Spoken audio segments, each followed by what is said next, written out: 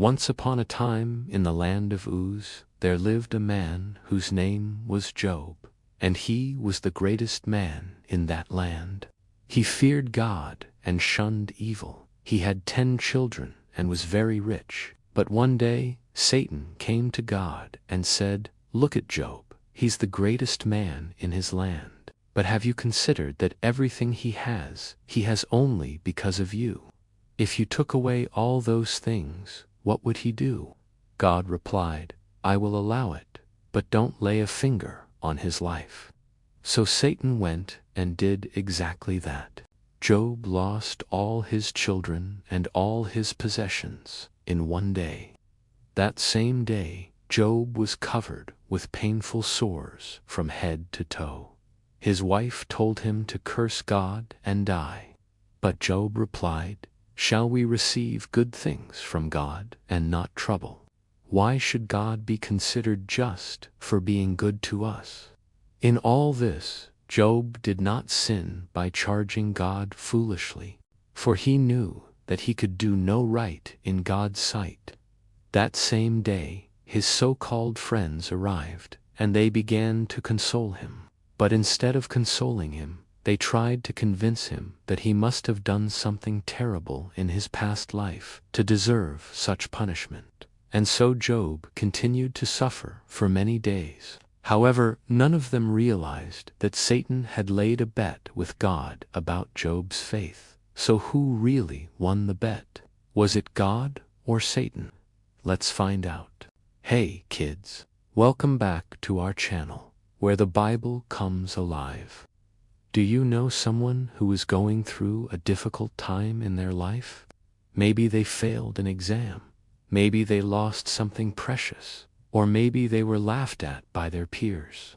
Whatever it may be, we need to remember that God is with them, and that they can always ask Him for help. So if someone you know needs some comfort, why not share this video with them? Let's get started. When Job was still speaking, his 3 friends arrived. They sat with him on the ground for 7 days and nights. No one spoke a word, for they had come to convince him that he had sinned. Now when they finally broke the silence, Eliphaz the Temanite, one of the 3 friends, spoke up and said, "If only we could speak freely and pour out our heart before you. But surely there is a vain hope that we may not be able to answer your words. Does not wrath make men afraid?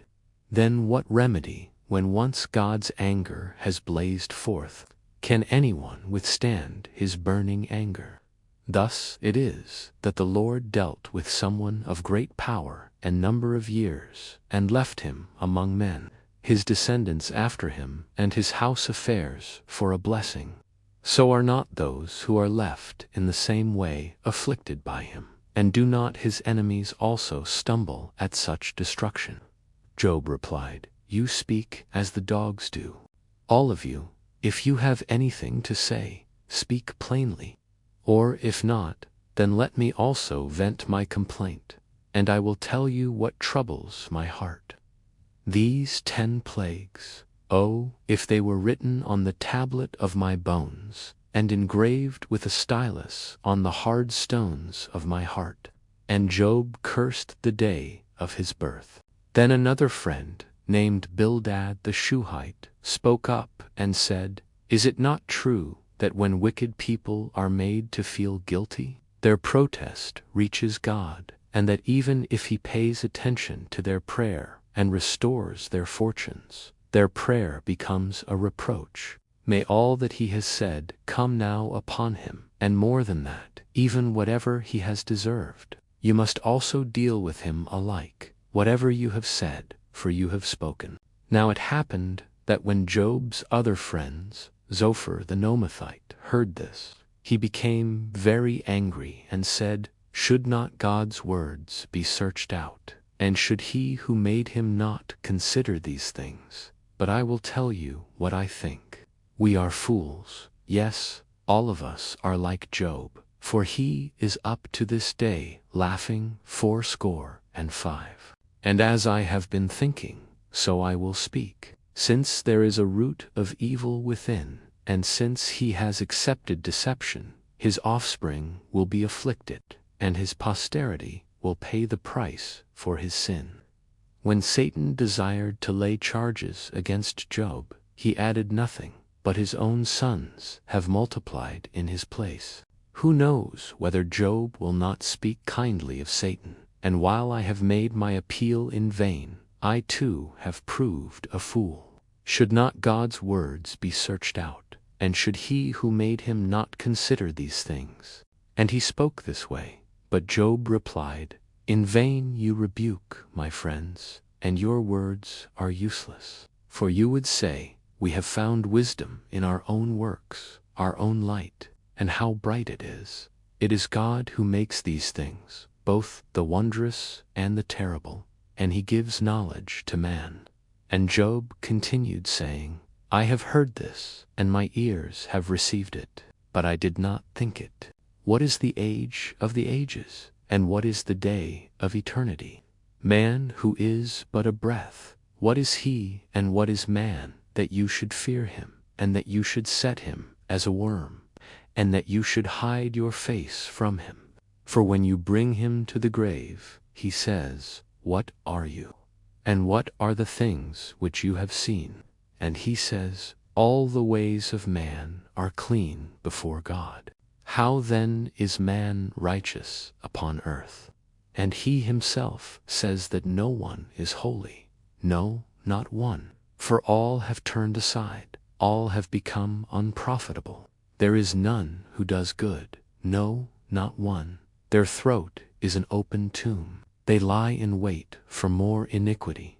Destruction is on their way. They have brought their lot upon them, but I am innocent. I have not known anything. At this point, Job's friends became quiet, for each one found it was best to reply to him no more, for he was seen to be righteous in the sight of God, and so, in order to teach us the lesson that when trials come into our life, we should not start questioning God's goodness, we will read God's response to Job's friends. So listen closely. Then the Lord spoke to Eliphaz the Temanite, and he replied, How is the Lord able to be just? How is he merciful? But I will take up this matter with you. I am also ready to contend with the Almighty. I am without understanding. You have said, Ask of me, and I will tell you things exceeding wonderful, far beyond your reach. You have been told, Do not fear. Can man be useful to God? Man who is of little faith. So he said, he sees the truth of what he said, and draws back his words, saying, I have been speaking rashly. I will never understand mysteries again. And he said, I will tell you what I know and what is hidden from you. What is man that you should prolong his life, or cause him to be as the angels? Now behold, I have great words and mighty wonders lying under my tongue, and I am about to speak, and the multitude of them will be silent. For all of them, you have given him but a double portion of the body, and man has no more endurance than that. And what is man that you should prolong his life, or cause him to be as the angels? So kids, what is the lesson we learn from this story? Whenever you go through difficult situations in your life, don't blame God. Instead, trust that everything is happening according to his plan, and that he will help you get through any trouble you may face. And even though sometimes the pain may seem unbearable, never forget that Jesus cares for you and wants to help you. Remember that even when Job's friends were trying to help him, they did more harm than good, because they blamed him for the problems he was facing. On the other hand, Jesus will never try to put the blame on you for the difficulties you are facing. Instead, he will carry your burdens together with you. So, whenever you feel discouraged, remember that Jesus is always ready to listen to you and help you overcome any trial you may face. That is all for today's story. We hope that you liked it. So if you want to see more videos like this, don't forget to subscribe, and God bless you.